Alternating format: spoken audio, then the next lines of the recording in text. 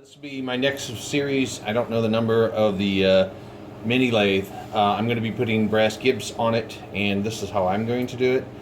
I've got my angle vise, which I think I've showed you previously. I've got it tightened down. And what I just got done doing was I would loosen these nuts up here. There's a nut there and a nut there. To try to get the table as square as I could to the cut. We'll be cutting left to right here. And so I got the vise true. I'll demonstrate that here in just a second. And then over here is where I've got, these are my two brass gibs, my new ones that I'll be working on. And this is the factory one for the cross slide. So the thought here is, because my vise is not long enough, I'll be attaching these to this piece of aluminum, putting it in the vise,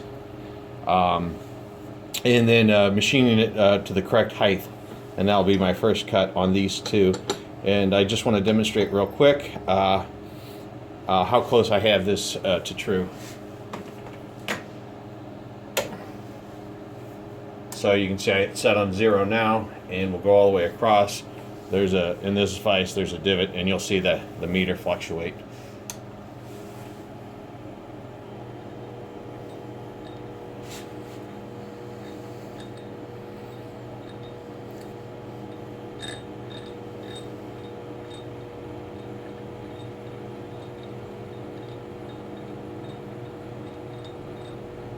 So I got the power feed moving the table from the left to the right now. You guys can see that.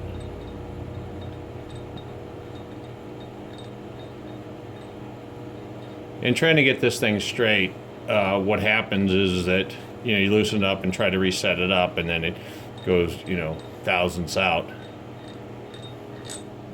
This is going to be good enough for my work. Anyway, pretty straight.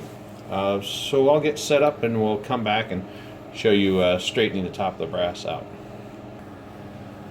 Okay, I got my table in here, and I also checked that, and I've got that square here.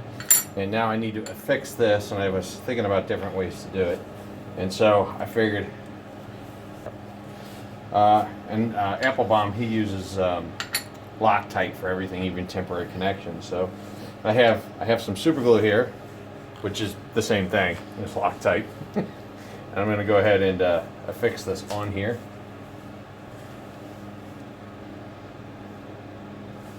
And I did some tests, and it seems like this will be strong enough to hold it for the machining operation.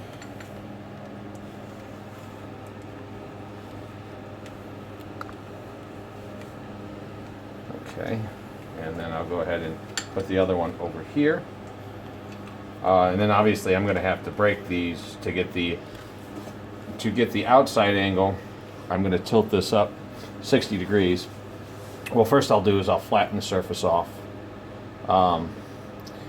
and get it to the correct thickness, and then I will rotate the table up 60 degrees.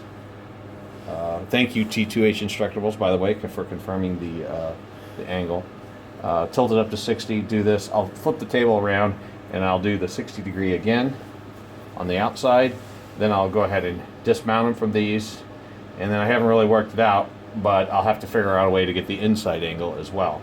So I'm going to go ahead and affix this one here, and then we'll let this glue dry for a while, and then we'll come back and I'll show you flattening these out.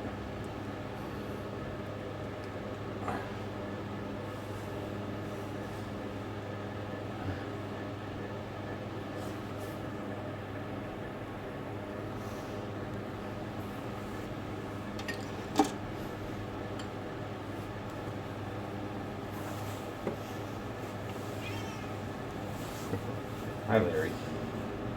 Okay, guys, we'll be back. Okay, I'm going to go ahead and swap out the Jacobs for a cutting tool. I believe these are secured now.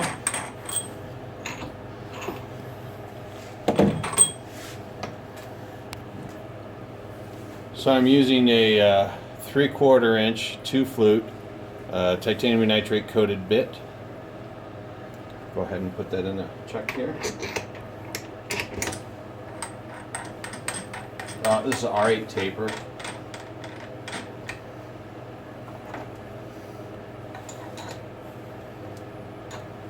Alright.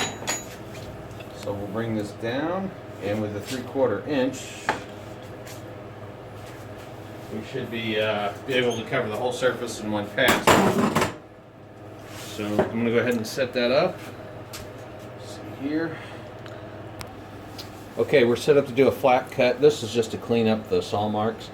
And this one's a little thicker. I think if you guys watched the previous video, you would have seen me cut this. So I'm just going to go ahead and flatten this up. And then I'll come over here and flatten this one up too.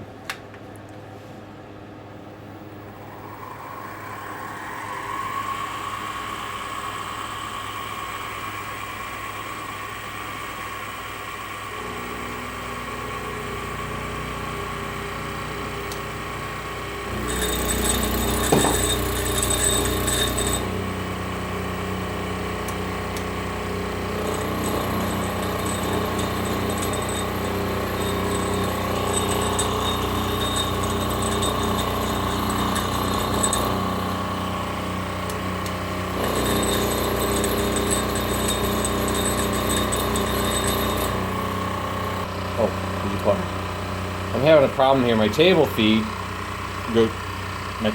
here. I know that that it's okay, and it could go quite a bit faster. And so it'll start to cut, and you watch this fault line will come on. And I know there's not a lot of torque on it.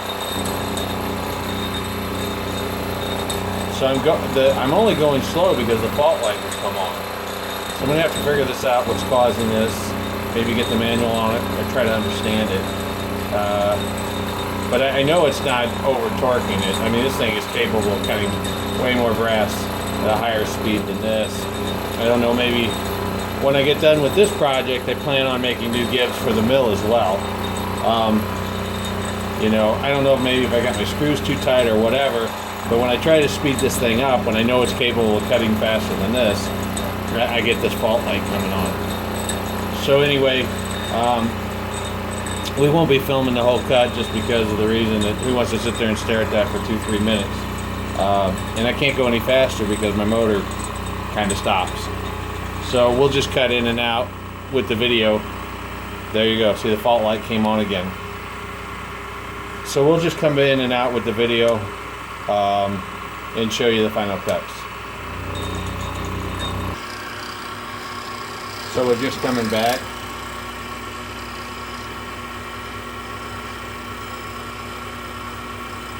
I don't know if I'm actually getting anything here.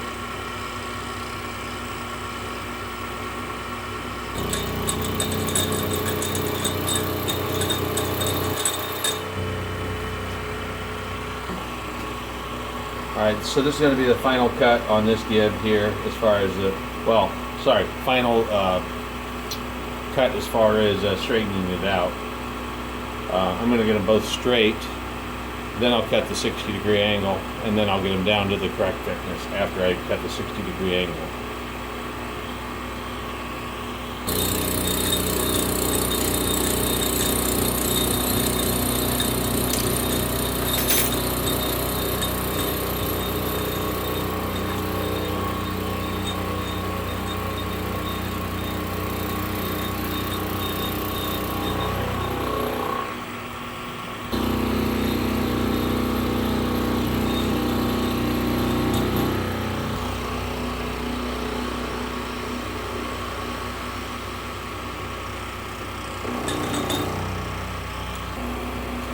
Alright, this is the last finishing cut.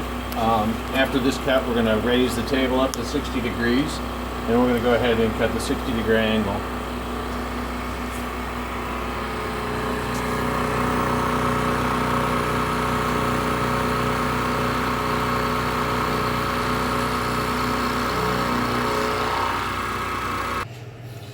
Okay.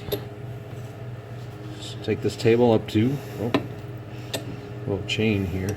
I don't know if it's got to stop at 60. Let's figure out.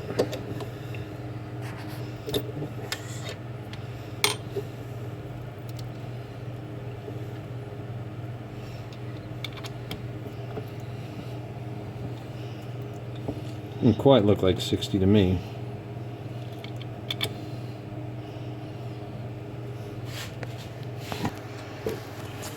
My eagle-eyed director, who is not a machinist, noticed that my pointer wasn't directly on 0. It was actually about 1 1/4 to 1 1/2 off. I know this is not super high precision, but we put the pin in, and yeah, the pointer was directly not at 1, not directly at 0, and it's about the same amount off here as well when we use the pin. So that could just mean that the scale is in the wrong place or this pointer's in the wrong place. But from where we were here, we are now 60 degrees off. So if you guys look at it and go, wait a minute, that's not right, that's because we just did a little bit of fine tuning.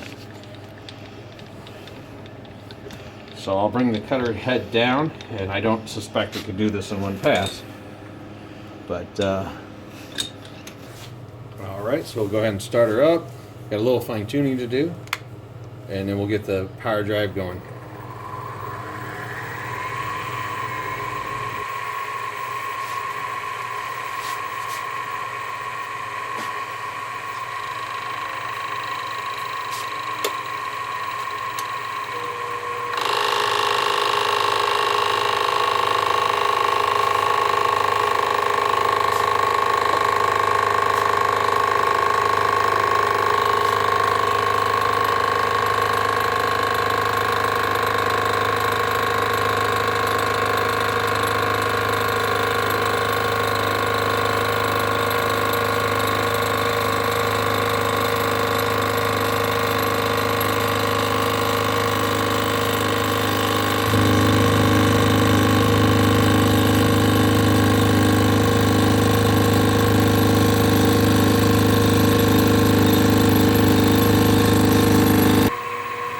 Okay guys, so as you can see here, the cut here is really narrow, and then over here you can see that it's really deep. I don't know if you can see over there. So I thought I had this thing trimmed right, but obviously I don't. So we all have problems, as I'm having a problem here. I'm going to go ahead and stop the milling operation now, and we're going to regroup and rethink, and then we'll come back and do some more video on this. Alright, thank you all for watching.